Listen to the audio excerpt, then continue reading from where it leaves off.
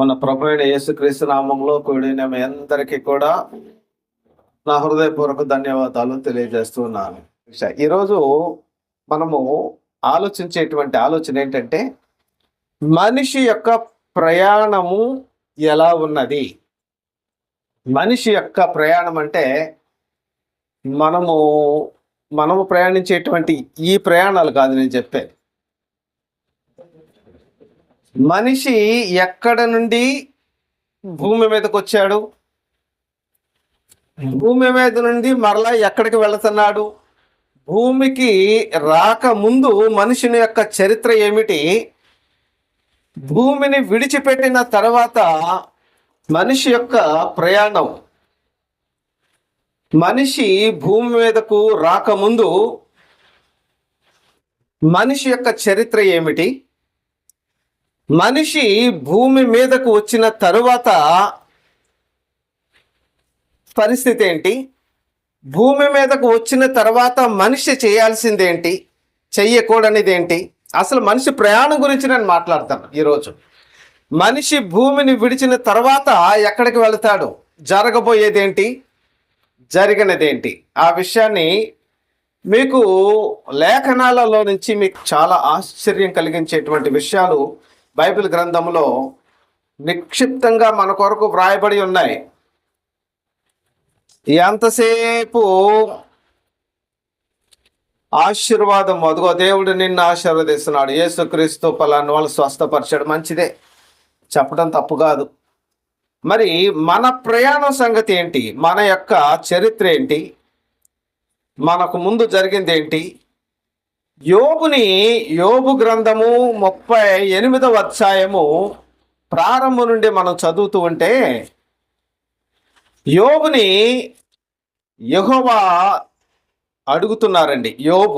యోబు భక్తుడైనటువంటి యోబుని 38వ అధ్యాయం ప్రారంభం నుండి, అప్పుడు యెహోవా సుడిగాలిలో నుండి ఇలాగున యోబునకు ప్రత్యుత్తరం ఇచ్చాడట, మాట్లాడుతున్నాడు. జ్ఞానము లేని మాటలు చెప్పి ఆలోచనను చెరుపుచున్న వీడెవడు? పౌరుషము తెచ్చుకొని నీ నడుము బిగించుకొనుము, నేను నీకు ప్రశ్న వేయుదును, నీవు దానిని నాకు తెలియజెప్పుము అన్నాడండి. అంటే ఎవరు ప్రశ్న వేస్తారంటే అండి, ఇప్పుడు దేవుడంట యోబుకు ప్రశ్న వేస్తాడట. అప్పుడు విద్యార్థి మాస్టర్కి ప్రశ్న వేశాడు అనుకోండి, చిటికలో చెప్పేస్తారండి మాస్టర్ గారు. ఎందుకంటే అతని యొక్క మైండ్ ఎంత, అతని యొక్క ఈ మాస్టర్ గారు చెప్పిందే కదా, చెప్పిన దానిలో కదా ప్రశ్న వేస్తాడు. మాస్టర్ ఈజీగా చెప్పేస్తాడు. ఇప్పుడు మాస్టర్ గారు పిల్లలకి ప్రశ్న వేశాడు అనుకోండి, కష్టమే.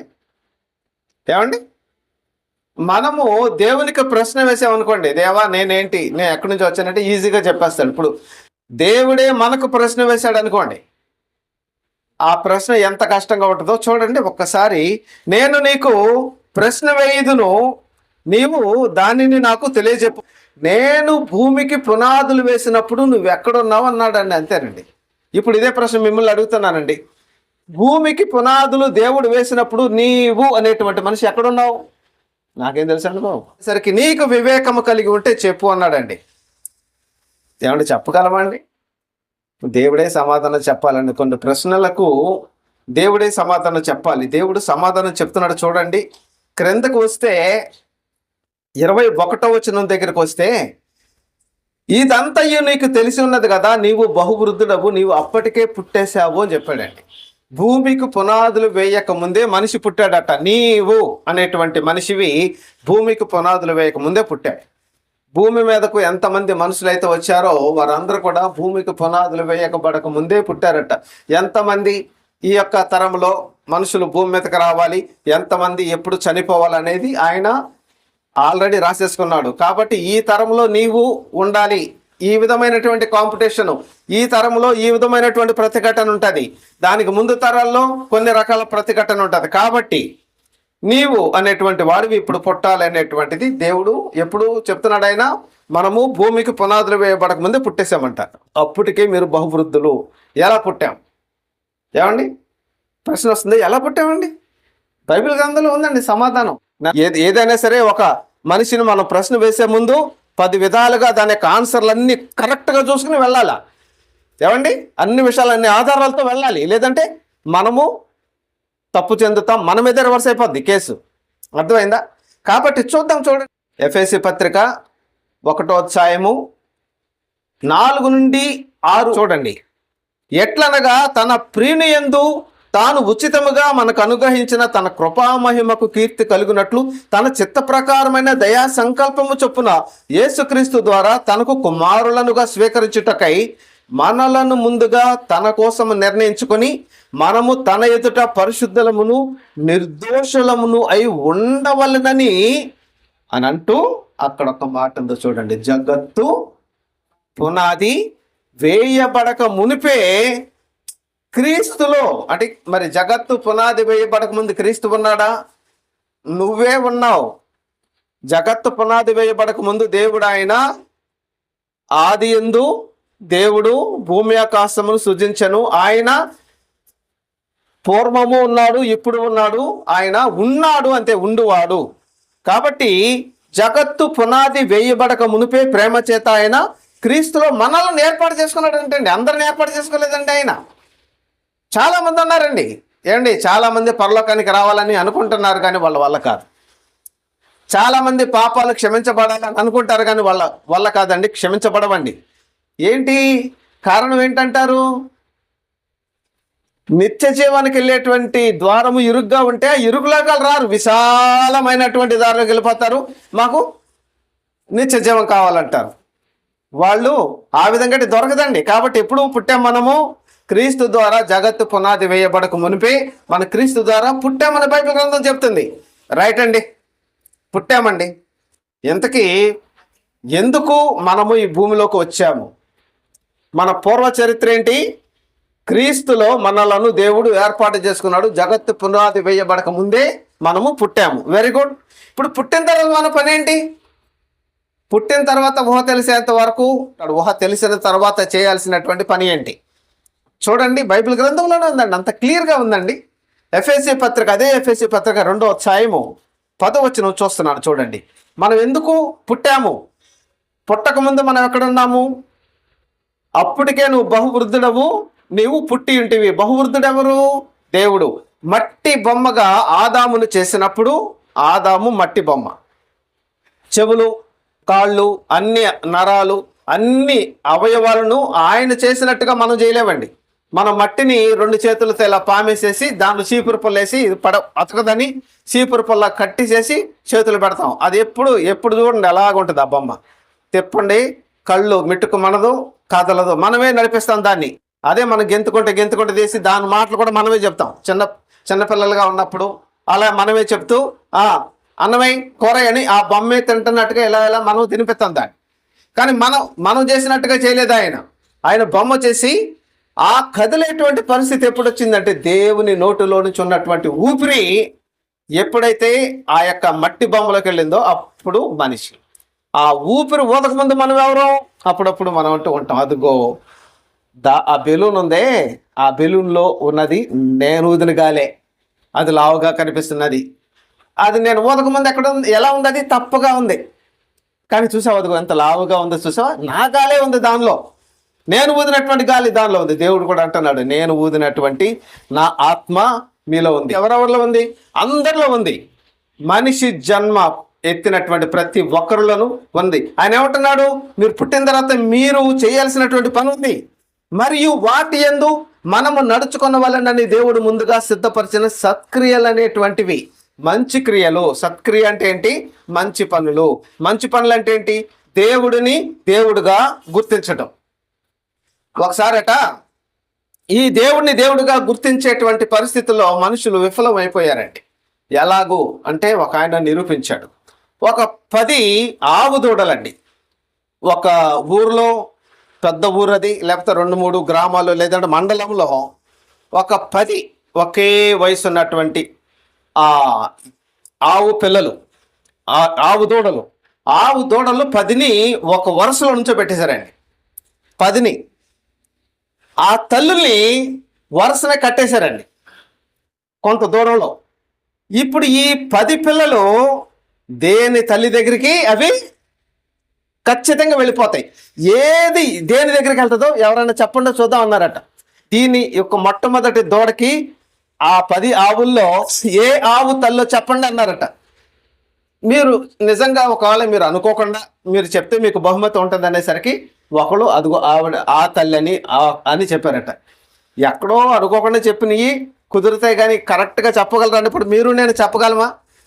ఆవు దొళ్ళన్నీ ఒకేలాగా ఉన్నాయి, ఆవులన్నీ ఒకేలాగా ఉన్నాయి, తెల్లగా ఉన్నాయి, వరుసనే ఉన్నాయి.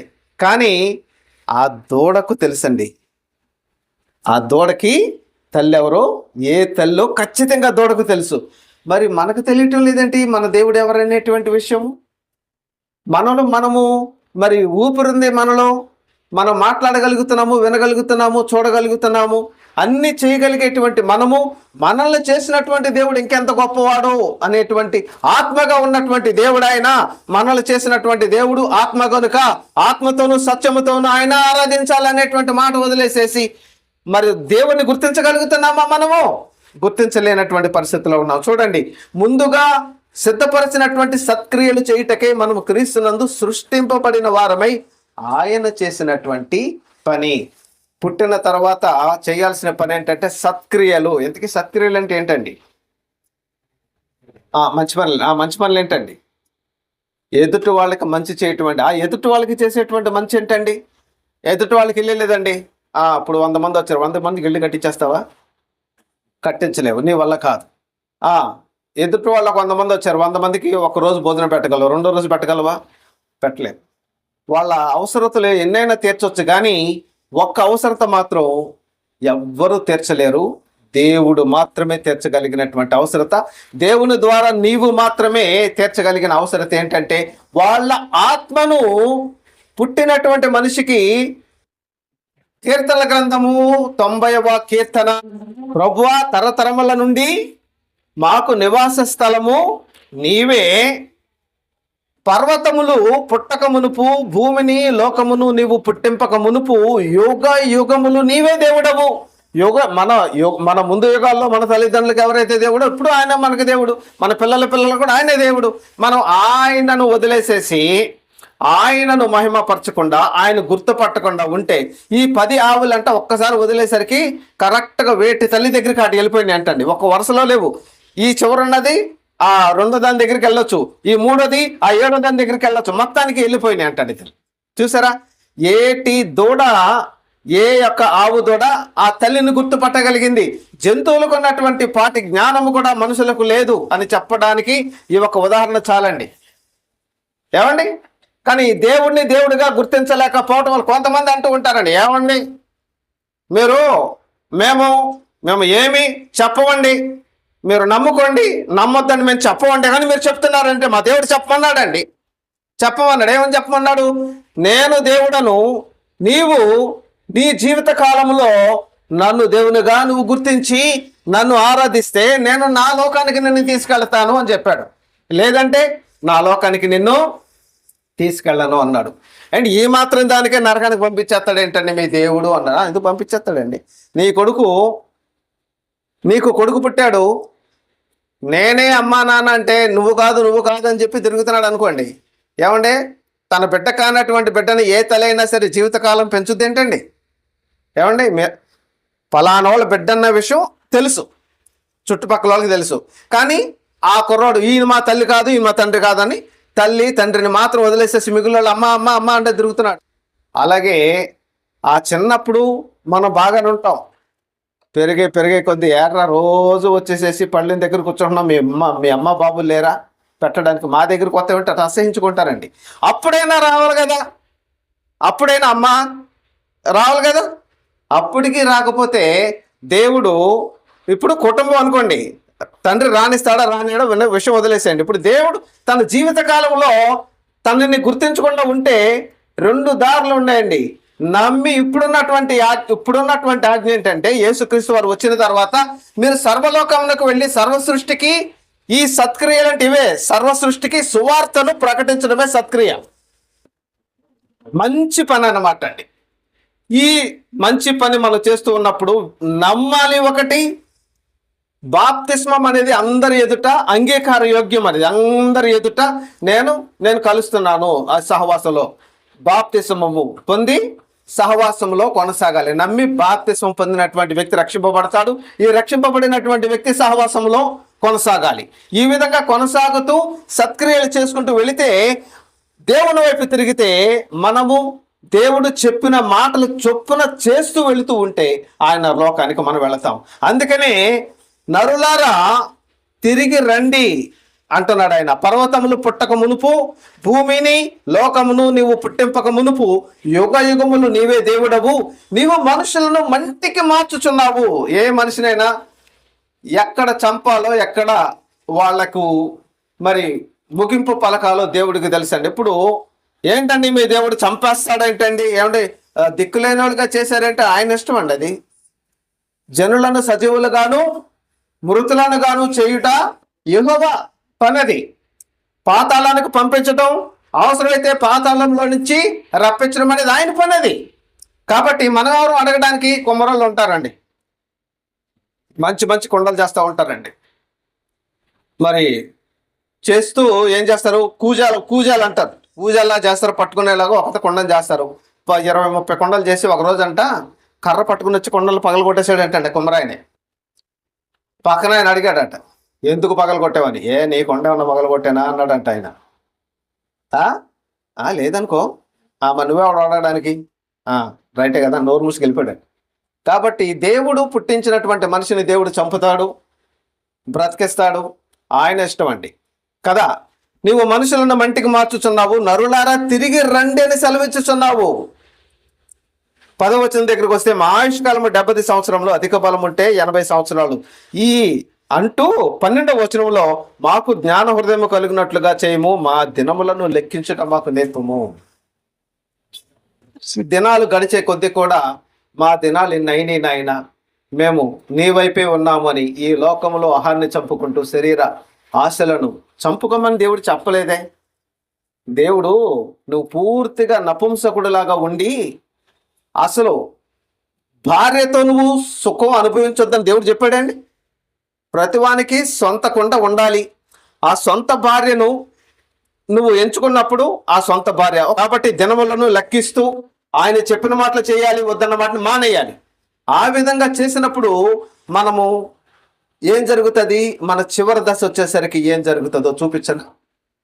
చూసారా, మనం పుట్టుక దగ్గరకు వచ్చేసాము. బాల్యం అనేది బాలుడు నడవలసినటువంటి త్రోవను వానికి నేర్పమంటే నేర్పించేటువంటి వాళ్ళుగా అనుకుంటే మనం నేర్చుకుంటాం. మన తల్లిదండ్రులు సరైన వాళ్ళు కాకపోతే ఏం చేస్తా ఉండేది, నాయన సూర్యుడు దేవుడురా అంటే, బాబు లోకానికి వెలుగుతున్నాడు ఆయనే దేవుడు అంటే నేను కూడా ఆయన్నే పూజిస్తాను నాకు చెప్పేవాళ్ళ. కానీ వేరే వాళ్ళు మరొక స్వరము, మెల్లనైనటువంటి ఒక స్వరము వినిపిస్తుంది. సూర్యుడి దేవుడు కాదు, చంద్రుడి దేవుడు కాదు, చెట్టు దేవుడు కాదు, కొండ దేవుడు కాదు, నీరు దేవుడు కాదు, వాటిని చేసినటువంటి ఆయన దేవుడు అనేటువంటి మాట వినిపిస్తున్నప్పుడు నిజమా కాదని పరిశీలించగలిగినటువంటి జ్ఞానం నీకు ఇచ్చాడుగా, మెదడు ఇచ్చాడు కదా నీకు. నీకు మెదడు లేదా? నేను చదువుకోలేదండి, నాకేం చదువు రాదండి. కూలికి వెళ్ళానండి, కూలికి వెళితే 300 అండి కూలి. కానీ ఒక 100 రూపాయలు 2 50 నోట్లు రెండిచ్చి నాయన ఇదే 300 అని ఇచ్చేసేస్తే అలా చూస్తాను. నాకు చదువు లేదని అనుకుంటున్నావేమో, 50కి 100కి తేడా తెలియదు అనుకుంటున్నావా నువ్వు అని అక్కడ మాత్రం అంటావు. ఇక్కడ మాత్రం నేను తెలివి లేనోడినండి, నీకు దేవుడారో తెలుసుకోలేదండి అంటే, అమ్మా నేను చదవలేక నువ్వు చదువుకోకుండా కలెక్టర్ అవ్వలేదు, కానీ నేను చదివిస్తే ఖచ్చితంగా నువ్వు కలెక్టర్ అయి ఉండేవాడివి, అంటే జిల్లా అధికారి అయి ఉండేవాడు. అంత గొప్ప మేధస్సు దేవుడు నీకు ఇచ్చాడు. కాబట్టి మనిషి పుట్టిన తర్వాత సత్క్రియలు చేయాలని చెప్పాడు కదా. ఏం చేయాలో అది చేయాలి, ఏం చేయకూడదో అది చేయకూడదని చెప్పాడు కదా. ఇప్పుడు ఇవన్నీ చేసుకుంటూ వెళ్ళిన తర్వాత చివరి దశ అనేది ఒకటి వస్తుంది. అప్పుడు చూడండి, ఆ చివరి దశలో మనం ఎక్కడ నిలబడవలసి వస్తుందో. కొరింథీకి రాసిన అపోస్తలుడైనటువంటి పౌలు కొరింథీలకు రాసినటువంటి 2వ పత్రిక 5వ అధ్యాయము 7 నుంచి 10 వచనాలు చూద్దాం. 10 వరకు. గనుక ఈ దేహంలో నివసించుచున్నంత కాలము ప్రభువునకు దూరముగా ఉన్నామని ఎరిగియుండియు ఎల్లప్పుడూ ధైర్యము గలవారమై ఉన్నాము. ఇట్లు ధైర్యము కలిగి ఈ దేహమును విడిచిపెట్టి, 7 నుంచి 10 వరకు. గనుక ఈ దేహంలో నివసించుచున్నంత కాలము ప్రభువునకు దూరముగా ఉన్నామని ఎరిగియుండియు ఎల్లప్పుడూ ధైర్యము గలవారమై ఉన్నాము. ఇట్లు ధైర్యము కలిగి ఈ దేహమును విడిచి పెట్టి ప్రభువునొద్ద నివసించుటకు ఇష్టపడుచున్నాము. దేహాన్ని విడిచిపెట్టిన తర్వాత ప్రభువుని వద్ద నివసించడం ఏంటండి? అర్థం కావాలి కదండి. చాలా మంది ఏమనుకుంటున్నారు తెలుసా? చచ్చిపోయిన తర్వాత ఇంకేమీ లేదు, భూమి మీద అనుభవాలన్నీ అనుభవించు రాజా. పుట్టింది ఎందుకంట? పుట్టింది అనుభవించడానికి, పెరిగేది అనుభవించడానికి. ఇక్కడ చూడండి, ఈ దేహాన్ని విడిచిపెట్టిన తర్వాత ప్రభువుని వద్ద నివసించడం ఏంటి? 8వ వచనం, ఇటు ధైర్యం కలిగి ఈ దేహంను విడిచిపెట్టి ప్రభువుని వద్ద నివసించుటకు ఇష్టపడుచున్నాము. కావున దేహమందున్నను దేహము విడిచినను ఆయనకు ఇష్టలై ఉండాలంట. దేహాన్ని విడిచినా కానీ ఆయనకు ఇష్టలై ఎలా ఉంటారండి? బైబిల్ గ్రంథం అర్థం కావాలండి. ఆయనకు దేహంలో ఉన్నను దేహమును విడిచిపెట్టినను ఆయనకు ఇష్టలుగా ఉండవలనని మిగులు అపేక్షించుచున్నాను. ఎందుకు అంటే ఆన్సర్ ఒక్కడ ఉందండి. తాను జరిగించిన క్రియల చొప్పున, అవి మంచి క్రియలైనా సరే చెడ్డ క్రియలైనా సరే, దేహముతో జరిగించిన వాటి ఫలము ప్రతి వాడు పొందినట్లు మనము అందరము, ఏమంటే కొందరమా, అందరమా కొందరమా, మనమందరము క్రీస్తు న్యాయపీఠము ఎదుట ప్రత్యక్షము కావాలండి. ఇప్పుడు క్రీస్తు న్యాయపీఠం ఎదుట ఎందుకు ప్రత్యక్షం కావాలండి? క్రీస్తు ఎందుకు ఉండాలండి? అక్కడ ప్రపంచం గురించి చెప్తున్నాడండి. ప్రపంచంలో ఆది మానవుడి దగ్గర నుండి కూడా చివరి మనిషి ఎవరైతే ఉంటారో వాళ్ళందరూ కూడా, ప్రతి మోకాలు కూడా యేసుక్రీస్తు నామమున వంగుతుంది అని చెప్పాడు. ప్రతి ఒక్కరు క్రీస్తు న్యాయపీఠం మీద ఎందుకు ఉండాలి? అందరికి ప్రశ్న ఉందా? ఎందుకు ఉండాలంటే, యేసుక్రీస్తు వారు మనకలాగానే పుట్టి, మనకలాగానే పెరిగి, మన వలెనే జీవించుచు ఆయన పాపము లేనటువంటి వ్యక్తిగా ఉన్నాడు. యోహాను సువార్త 8:46 వచనంలో, నా యందు పాపము కలదని మీలో ఎవరైనా నిరూపించండి చూద్దామంటే, ఆ సమయంలో నీలో పాపం లేకపోవడం ఏంటి? అదొక పలానా పాపం నువ్వు చేసావని ఒక్కరు కూడా నిలబడలేకపోయారండి. ఏమండి? కాబట్టి మనం అందరము యేసుక్రీస్తు దగ్గర ఎందుకు నిలబడాలంటే, ఆయన ఒక మనిషి ఏ విధంగా పరలోకానికి వెళ్ళాలంటే, ఏం చేస్తే, ఎలా నడిస్తే, ఎలా జీవిస్తే, ఏ ఏ పనులు చేసుకుంటూ వెళితే ఆయన పరలోకానికి దేవుని దగ్గరకు వెళ్తాడో చేసుకుంటూ వెళ్ళిపోయాడండి. యుక్త వయసులో నీటి బాప్తిసం ద్వారా కడగబడ్డాడు. సమాజ మందిరం అనేటువంటి సహవాసానికి వెళ్ళాడు ఆయన. ఆ తర్వాత ఆయన అనేకులకు ఆ మార్గం గురించి చెప్పుకుంటూ తను చాలించాడు. నీవు కూడా అదే చేయాలి. సత్క్రియలు అంటే అవే చేయాలి. నీకు కలిగినటువంటి వాటిలో నువ్వు అనుభవించు, తిను, హ్యాపీగా ఆరోగ్యంగా ఉండు. చేయకూడనిది చేయకుండా ఉంటే నీ ఆరోగ్యం బాగుంటుంది. చేయకూడనిది చేస్తే నీ ఆరోగ్యం పాడైపోద్ది. సామాజిక జీవితం పాడైపోద్ది. సమాజంలో నీకు గౌరవం ఉండదు. దొంగ ఎప్పటికైనా దొరకాల్సిందే. నీరు ఎప్పుడు పల్లానికి వెళ్ళాల్సిందే. నిజం ఎప్పుడు దేవుని దగ్గరికి వెళ్ళాల్సిందే. తప్పు చేసినవాడు ఎప్పుడైనా దొరకాల్సిందే. ఖచ్చితంగా దొరికిపోతాడు. కాబట్టి తప్పు చేసినటువంటి వాళ్ళు ఇక్కడ శిక్ష అనుభవిస్తారు, అక్కడ శిక్ష అనుభవిస్తారు. కాబట్టి క్రీస్తు న్యాయపీఠం ఎదుట నిలబడినప్పుడు ఆయన మత్తయి సువార్త 25వ అధ్యాయంలో కొంతమందినట కుడి చేతి వైపున పోగేశారట, కొంతమందిని ఎడమ చేతి వైపు పోగు అవబడ్డారట. కుడి చేతి వైపున ఉన్నటువంటి వారిని చూసి, నా తండ్రి చేత ఆశీర్వదింపబడినటువంటి వారలారా అన్నాడంటండి ఆయన. లోకమంతా కూడా ఆదాము దగ్గర నుండి యేసుక్రీస్తు వచ్చిన తర్వాత లోకములో ఎప్పటి వరకు, ఎప్పుడు యేసుక్రీస్తు వారు వస్తారో రెండో రకం అదే ముగింపండి. అయ్యా యేసుక్రీస్తు నీ నువ్వు నమ్ము చాలు, నీ పనులు చేసుకో, నీ ఏమి ఇబ్బంది లేదు. అదిగో నీ యొక్క ఆత్మ అనేది పరలోకానికి చేరాలంటే యేసుక్రీస్తు చూపించినటువంటి మార్గం నడువు చాలయ్యా అని అంటూ ఉంటే తంతున్నారు, కొడుతున్నారు, తిడుతున్నారు, దూషిస్తున్నారు. కాబట్టి మనము క్రీస్తు న్యాయపీఠము ఎదుట నడవలవలసినప్పుడు ఈ లోకంలో సువార్త చెప్తే వినేటువంటి రకాలు కాదు కదండి. వింటున్నారండి, వినరండి. కాబట్టి సాక్షార్థమై 24వ అధ్యాయం మత్తయి సువార్తలు చూడండి. ఆయన సాక్షార్థమయ్యే సువార్త లోకం అంతటా ప్రకటింపబడును అన్నాడు. కానీ 24వ అధ్యాయం మత్తయి సువార్త 14వ వచనం, మరియు ఈ రాజ్య సువార్త సకల జనములకు సాక్షార్థమై, అంతే. నువ్వు విన్నావా లేదా? సాక్షార్థమై ప్రకటింపబడదండి. కాబట్టి మనము ఒక మాట చెప్తాం. అందుకే సాక్షార్థమై ఈ రాజ్య సువార్త సకల జనములకు లోకమంతటా ప్రకటింపబడును. అటు తర్వాత అంతం వచ్చును. అంతం వచ్చిన తర్వాత ప్రతి ఒక్కరు క్రీస్తు న్యాయపీఠం మీద ఉన్నప్పుడు, అయ్యో మా ఇంటి పక్కనోడు చెప్పింది నిజమే అని అప్పుడు అనుకుంటావు. నువ్వు చేతులు కాలిన తర్వాత ఆకులు పట్టుకోవడం ఎందుకు? ఈరోజు మేము చెప్పేటువంటి మాటను ఖచ్చితంగా బాధపడతాం. ఇకపోతే మనము ఎందుకు చచ్చిపోవాలి? క్రీస్తు న్యాయపీఠం మీద ఉన్నప్పుడు 2 దారులండి. కుడి చేతి వైపు, ఎడ చేతి వైపు. కుడి చేతి వైపు ఉన్న వాళ్ళు పరలోకానికి వెళ్ళండి, తండ్రి దగ్గరికి వెళ్ళిపోండి. ఎడం చేతి వైపు ఉన్నటువంటి వాళ్ళు నరకానికి వెళ్ళిపోండి, సాతాను దయ్యం దగ్గరికి వెళ్ళిపోండి. ఎందుకంటే దయ్యం చెప్పినట్టుగా మీరు విన్నారు కాబట్టి అలా వెళ్ళిపోండి అన్నాడు. ఇప్పుడు మనం ఇంచుమించుగా ప్రాణము పోయేటువంటి పరిస్థితి అది. ఇప్పుడు ప్రాణము ఎందుకు పెట్టాలనేటువంటి ప్రశ్న దగ్గరకు వద్దామండి. ఎందుకు పెట్టాలో చూడండి. యోహాను మొదటి పత్రిక 3వ అధ్యాయము 16వ వచనము, ఆయన మన నిమిత్తము ప్రాణము పెట్టను గనుక దీని వలన ప్రేమ ఎట్టిదని తెలుసుకొనుచున్నాము. మనము కూడా సహోదరుల నిమిత్తము, సహోదరులు వారి కోసం మనం ప్రాణం పెట్టాలి. ప్రాణము అంటే లేవికాండం 17వ వచనంలో రక్తమే ప్రాణము. కాబట్టి మనం కష్టపడితే రక్తము ఖర్చు అవుతుంది. దానికి అలాగే వాక్యాన్ని విభజించి అర్థమయ్యేలాగా చెప్తే తప్ప అర్థం కాదు. అందువల్ల పాఠాలు చెప్పడానికి మాస్టర్ కావాలి, మార్గం చూపించడానికి మార్గదర్శి కావాలి. ఆ మార్గదర్శి యేసుక్రీస్తు. దేవుని స్తోత్రం, హల్లెలూయా. కాబట్టి ఆయన సహోదరుల కొరకు ప్రాణం పెట్టాడు. కాబట్టి నీవు కూడా ప్రాణం పెట్టాలి. ఆయన కలిగిందంతా ప్రాణం పెట్టండి. నీకు కలిగింది, నీ ప్రాణం నుండి చంపేమట్లేదు.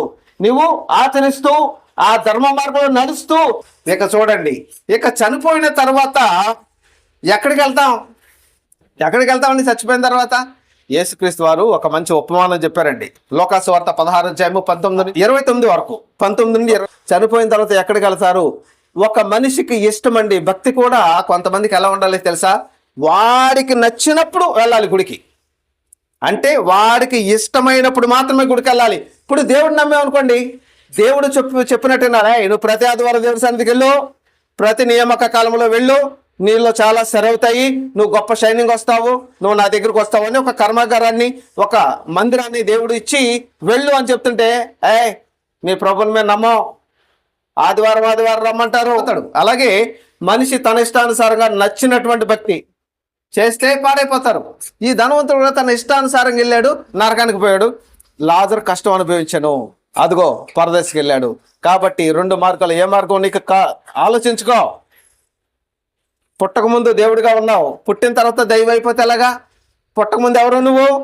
దేవుడిగా ఉన్నావు, పుట్టిన తర్వాత దైవత్వంగా ఉండవలసినటువంటి నీవు ఆ దయ్యపు చేష్టలన్నీ చేసి, దయ్యపు మార్గంలో నడిచి, దయ్యపు ఆలోచనలతో, దయ్యపు ప్రేరణతో నువ్వు బ్రతికి దయ్యపు ట్రాక్లోకి వెళ్ళిపోయావు.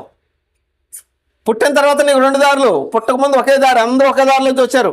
అందరూ దేవుడి దగ్గర నుంచి వచ్చిన వాళ్ళే, వీళ్ళందరూ కూడా భక్తులందరూ కూడా దేవుడి దగ్గర నుంచి వచ్చిన వాళ్ళే. వచ్చిన తర్వాత వాళ్ళకి ఇష్టమైనటువంటిది, వాళ్ళకి కష్టమైనటువంటిది. ఇష్టము, కష్టము, ఇక్కడ 2 ఉన్నాయండి. నీ ఇష్టము, ఆ తర్వాత నీకు కష్టము. దేవుని ఇష్టము, ఇప్పుడు కష్టము, తర్వాత నీకు సుఖము. దేవుని స్తోత్రం, హల్లెలూయా. అర్థమైందా? కాబట్టి 2 దారుల్లో ఎక్కడికి వెళ్తావు ఆలోచించుకో. పరదేశికి ఒకరికి వెళ్ళారు, వేదన పొందేటువంటి స్థలానికి ఒకళ్ళు వెళ్ళారు. ఇక చచ్చిపోయినటువంటి ధనవంతుడు చచ్చిపోయిన తర్వాత మాట్లాడుతున్నాడండి. చాలామంది ఏమనుకుంటారు తెలుసా? చచ్చిపోయినటువంటి ధనవంతుడు గుర్తుపడుతున్నాడు. చనిపోయిన తర్వాత, శరీరాన్ని విడిచిపెట్టిన తర్వాత ఈ జ్ఞాపకాలన్నీ వెళ్ళిపోతాయి అనుకుంటారేమో. జ్ఞాపకం పెట్టుకునేది ఆత్మ, మెదడా? చెప్పండి. ఇప్పుడు యోహాను సువార్త 6వ అధ్యాయము 63 చూడండి ఒకసారి. ఆత్మయే జీవింపజేయుచున్నది, శరీరము నిష్ప్రయోజనకరము. శరీరము ఏంటండి? వేస్ట్. శరీరము వేస్ట్ అని ఉంది. కాబట్టి ఇప్పుడు గుర్తుపెట్టుకునేది ఏంటి? ఆత్మేనా? ఏమండి, మెదడా గుర్తుపెట్టుకునేది? చనిపోయిన తర్వాత ధనవంతుడు ఏం చేస్తున్నాడు? లాజరును గుర్తుపెట్టాడు. అబ్రహామా అంటున్నాడు తండ్రిని. నేను అబ్రహాము, నా పేరని అబ్రహాము అన్న ధనవంతుడికి చెప్పాడా? ఏమండి, కాబట్టి మాట్లాడుతున్నాడు, గుర్తుపడుతున్నాడు, తన సహోదరుల గురించి ఆరాటపడుతున్నాడు. విఫల యత్నాలు చేశాడు. అన్ని విఫల యత్నాలే. బూడిదలో పోసిన పన్నీరే. ఏ ప్రయత్నం చేసినా బూడిదలో పోసిన పన్నీరే. నువ్వు బ్రతికుండగా ఏ ప్రయత్నం చేసినా సఫలం అవుతుంది, నువ్వు చనిపోయిన తర్వాత ఏ ప్రయత్నం చేసినా విఫలం అవుతుంది. నోటితో చెప్పు, బ్రతికుండగా ఏ ప్రయత్నం చేసినా సఫలమవుతుంది, చనిపోయిన తర్వాత ఎంత గొప్ప ఆలోచన చేసినా విఫలం అవుతుంది. కాబట్టి విఫల యత్నం చేశాడు. కాబట్టి కుడివైపున ఉండేటువంటి గొర్రెల వైపుకు ఉండి పరలోకంకి వెళ్తావా? ధనవంతుడు వెళ్ళినటువంటి దారిలో తనకి ఇష్టము, నీ ఇష్టమైనటువంటి దారిలో వెళ్ళి సాతాను దగ్గరికి వెళ్ళిపోతావా? నీ ఇష్టము సాతాను, దేవుని ఇష్టము పరలోకము. నీ ఇష్టము ఇప్పుడు సుఖము, దేవుని ఇష్టము ఇప్పుడు కష్టము. నోటితో చెప్పండి. నీ ఇష్టము ఇప్పుడు సుఖము, దేవుని ఇష్టము ఇప్పుడు కష్టము, తర్వాత సుఖము. అది. కాబట్టి ఏది కావాలో ఆలోచించుకో. కళ్ళు మూసుకొని ప్రార్థన చేద్దాం. పరిశుద్ధ జయం కలిగిన మా దేవ మీకు స్తోత్రం. మేము ఏ విధంగా ఉండాలి, చనిపోయిన తర్వాత ఆత్మ గుర్తుపడుతున్నది తండ్రి. ఇంకా ముందుకు వెళ్ళగలిసినటువంటి కొన్ని విషయాలు ఉన్నాయి ప్రభా. తర్వాత మేము ఆలోచించుకోవడానికి సహాయం చేయండి. క్లుప్తంగా నైనా ఒక విషయాన్ని నైనా సంఘానికి చెప్పడానికి మీరు ఇచ్చిన కృపను బట్టి వందనాలు. వేస్తున్నాము నడుచున్నాం తండ్రి.